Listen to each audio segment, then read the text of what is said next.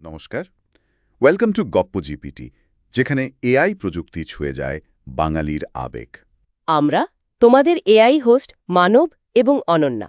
তাহলে আরও একবার চলো ফিরে যায় নতুন এক গল্পের জগতে। গল্পের শিরোনাম সংঘর্ষ যদি হয়। লেখক অনিশ দেব। একদিন কোন্তা মানে তার বাবা নরেশের কিছু লুকানো কাগজ খুঁজে পায়। কাগজগুলো যেন বাবার লেখা পুরনো ডায়েরির পাতা। হ্যাঁ, আর তাতে লেখা ছিল এক অদ্ভুত উদ্বেগের কথা, এমন এক আশঙ্কার কথা যা কোন্তা আগে শোনেনি। ঠিক, সেখানে সরেন নামে একজনের উল্লেখ ছিল। ডায়েরিতে লেখা দেখতে সে নাকি হুবহু বাবার মতোই, কিন্তু তার ভেতরের সত্তাটা সেটা নাকি ঠিক বিপরীত। বাবা লিখেছিলেন, আমার খোঁজে একটা লোক ঘুরে বেড়াচ্ছে, পাগলের মতো খুঁজছে আমাকে, দেখতে হুবহু আমারই মতো। লোকটার নামও জানি আমি, সরেন। বাবা এরকমই লিখেছিলেন।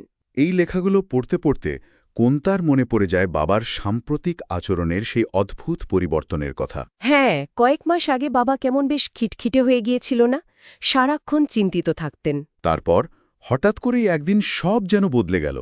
তিনি হয়ে উঠলেন ভীষণ প্রাণবন্ত, হাসি খুশি। মনে হচ্ছিল যেন জীবনের সব আনন্দ খুঁজে পেয়েছেন। কিন্তু সেই আনন্দের পর্বটাও বেশিদিন টেকেনি। মাস তিনেক পর বাবা আবার আগের মতো চুপচাপ, ভীত আর চিন্তিত হয়ে পড়লেন। ডায়েরির পাতাগুলো যেন সেই সময়েরই একটা ছবি। ডায়েরিতে বাবা তার পুরনো বন্ধু বিজ্ঞানী প্রসের সাথে দেখা হওয়ার কথাও লিখেছিলেন। আচ্ছা, নরেশের দুশ্চিন্তা, মিজাজ খারাপের কথা শুনে প্রস নাকি শরীরে বায়ো কারেন্ট, হ্যাঁ, আর এক অদ্ভুত বায়োরেডিয়েশনের তত্ত্ব ব্যাখ্যা করেছিল। সে বলেছিল এই সমস্যার সমাধান সে করতে পারবে। প্রস বাবাকে একটা অ্যান্টি-বায়ো মডেল তৈরি করে দেওয়ার প্রস্তাব দেয়। অ্যান্টিবায়ো মডেল, সেটা কি? এটা নাকি অ্যান্টিম্যাটার বা প্রতিপদার্থ দিয়ে তৈরি হবে, ওহ আচ্ছা। যা বাবার সব দুশ্চিন্তা শুষে নেবে, সব রিয়াকশন শান্ত করে দেবে। তবে এর সাথে সামান্য ঝুঁকির কথাও সে জানিয়েছিল। বাবা সেই প্রস্তাবে রাজি হয়েছিলেন। প্রসে তার ল্যাবে বাবাকে একটা বেশ শক্তিশালী ম্যাগনেটিক ফিল্ডের মধ্যে রেখে পরীক্ষাটা সম্পন্ন করে। যখন জ্ঞান ফেরে, প্রস জানায় পরীক্ষা সফল হয়েছে। হ্যাঁ, বাবার একটা অ্যান্টিম্যাটার প্রতিরূপ তৈরি হয়েছে। আর তার নাম সে রেখেছে সরেন, নরেশ নামের ঠিক উল্টো। কিন্তু এর পরেই প্রস সেই ভয়ঙ্কর সতর্কবাণীটা দেয়। কি সেটা?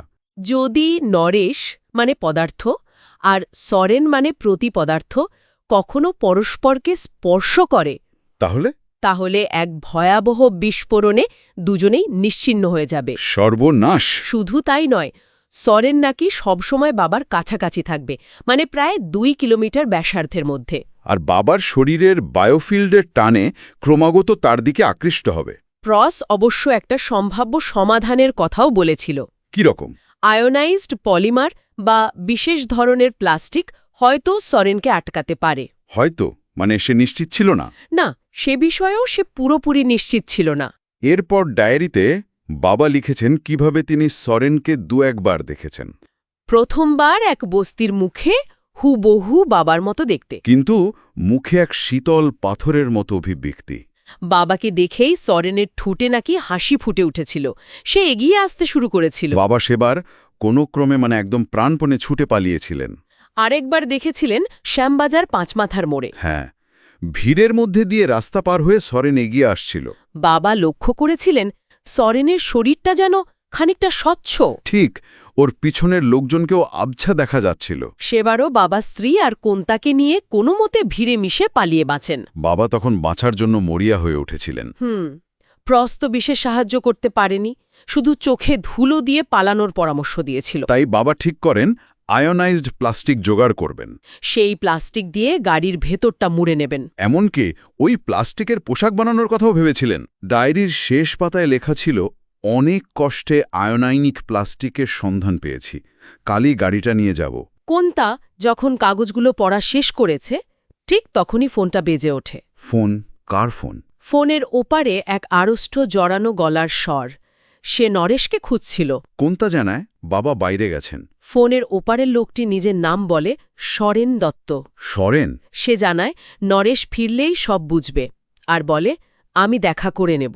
ফোনটা রেখে কোন্তা ভয়ে চিৎকার করে ওঠে। সে বুঝতে পারে সরেন আসছে, বাবার খুব কাছে চলে এসেছে সে। মাকে নিয়ে সে বারান্দায় ছুটে যায়, বাবার ফেরার পথের দিকে তাকিয়ে থাকে। কয়েক মিনিট পরে দূরে এক ভয়ঙ্কর বিস্ফোরণের শব্দ শোনা যায়। দাও দাও করে জ্বলে ওঠে আগুনের শিখা, আকাশ ঢেকে যায় কালো ধোঁয়ায়। বারান্দাটা থরথর করে কেঁপে ওঠে। আয়োনাইজড প্লাস্টিক, সেটা সরেনকে আটকাতে পারেনি। গল্পটি ভালো লাগলে ভিডিওটি অবশ্যই লাইক এবং আমাদের চ্যানেলটি সাবস্ক্রাইব করবে। খুব শীঘ্রই আবার ফিরব নতুন একটি গল্প নিয়ে। আজ তাহলে আসি, ভালো থাকো।